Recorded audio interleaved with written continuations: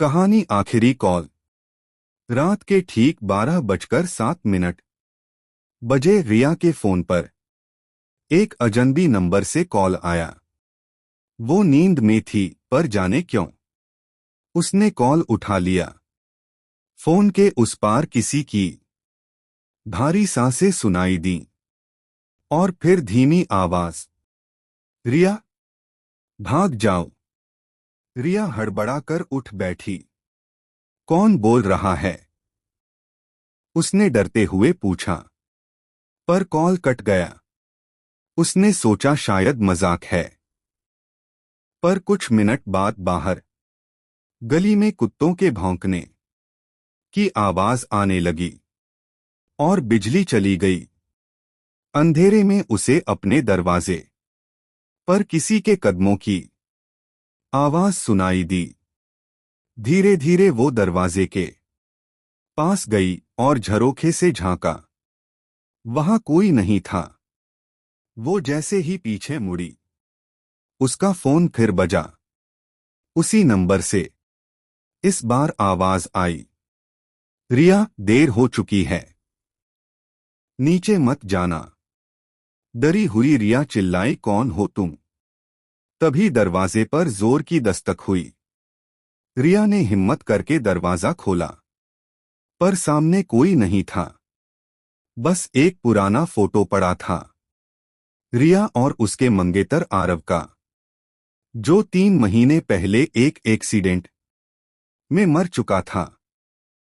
रिया कांपते हुए फोटो उठाती है और तभी फोन पर आखिरी बार आवाज आती है, मैंने कहा था न, नीचे मत जाना। अगले दिन अखबार की हेडलाइन थी, युवा लड़की की रहस्यमयी मौत, शव सीढ़ियों के नीचे मिला।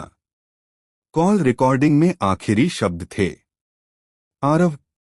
मोरल बटा मैसेज, कभी कभी मोहब्बत मौत से भी आगे चली जाती है। कुछ वादे जिंदगी पूरी नहीं कर पाती तो रूहें पूरी करती हैं। वो लौटी थी। अगले दिन पुलिस ने रिया के घर की तलाशी ली। कमरे में सब कुछ बिखरा हुआ था, पर हैरानी की बात ये थी कि रिया के फोन पर आखिरी कॉल उसी आरव के नंबर से आई थी, जो 3 महीने पहले मर चुका था।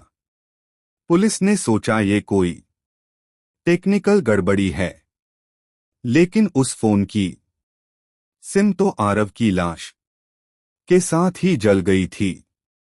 एक कांस्टेबल ने कहा, सर, ये तो भूत का मामला लगता है। सबने हंसकर बात टाल दी, पर उसी रात उस कांस्टेबल के फोन पर वही कॉल आई, रिया अकेली नहीं है। और अगली सुबह वो कांस्टेबल भी गायब था। उसकी गाड़ी जंगल के पास मिली।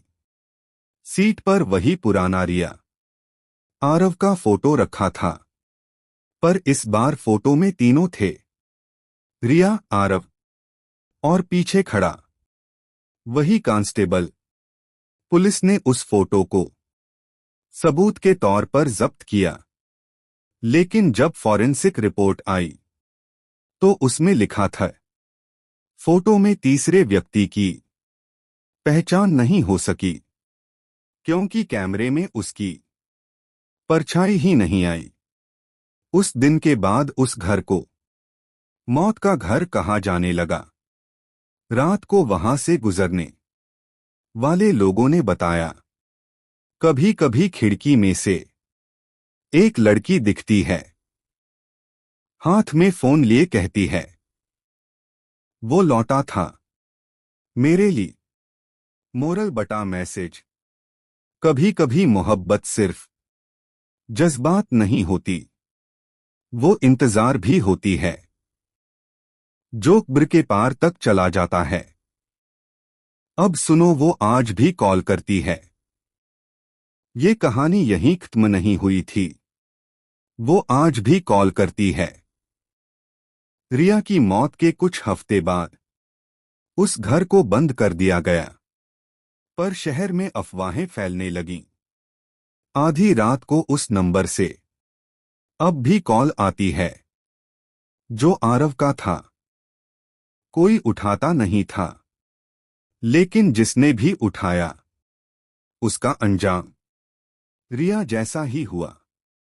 एक दिन अंकित नाम का जर्नलिस्ट, जो भूत प्रेत वाली खबरें कवर करता था, वो उस घर की जांच के लिए गया। कैमरा चालू किया और बोला, रिया, अगर तुम यहां हो तो कोई निशानी दो। अचानक फोन बजा। Unknown collar. अंकित हंसते हुए बोला, शायद तुम ही हो रिया।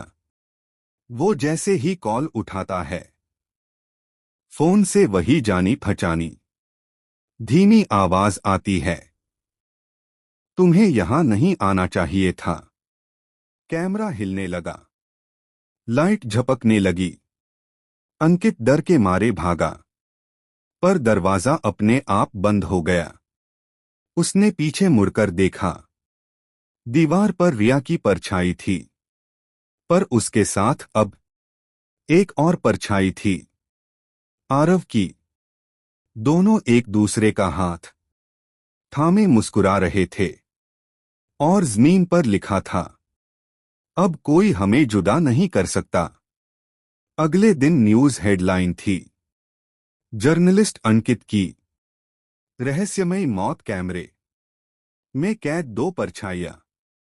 और पुलिस रिपोर्ट में आखिरी लाइन लिखी थी, फोन कॉल उसी नंबर से आई थी जो 3 महीने पहले ही डिस्कनेक्ट हो चुका था। मोरल बटा मैसेज, कभी कभी सच्चा प्यार मौत से नहीं डरता, वो लौटता है पूरा करने उस वादे को जो अधूरा रह गया था। मुक्ति। रिया और आरव की रूहें बरसों तक उस घर में भटकती रहीं। हर आधी रात को वो आखिरी कॉल गूंजती थी, जैसे कोई अधूरी बात अब भी बाकी हो। पर एक दिन उस घर में एक बूढ़े मौलवी आए।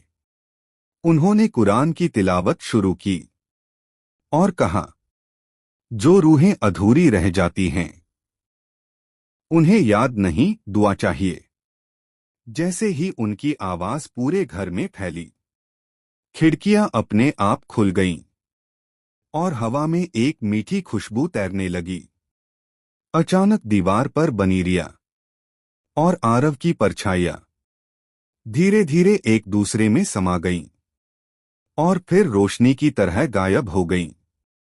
मौलवी साहब मुस्कुराए, अब उन्हें मुक्ति मिल गई है। उस दिन के बाद वो घर कभी नहीं बोला। ना कोई कॉल आई, ना कोई साया दिखा। बस हर शुक्रवार को खिड़की से आती धूप में 2 छायाएं साथ साथ दिख जाती हैं। शायद अल्लाह के पास अब भी एक दूसरे के साथ हों। मोरल बटा मैसेज, सच्चा प्यार रूह को भी सुकून दे देता है, और जब दुआ जुड़ जाती है तो हर अधूरी मोहब्बत को मुक्ति मिल ही जाती है। कहानी कैसी लगी कमेंट में जरूर बताना।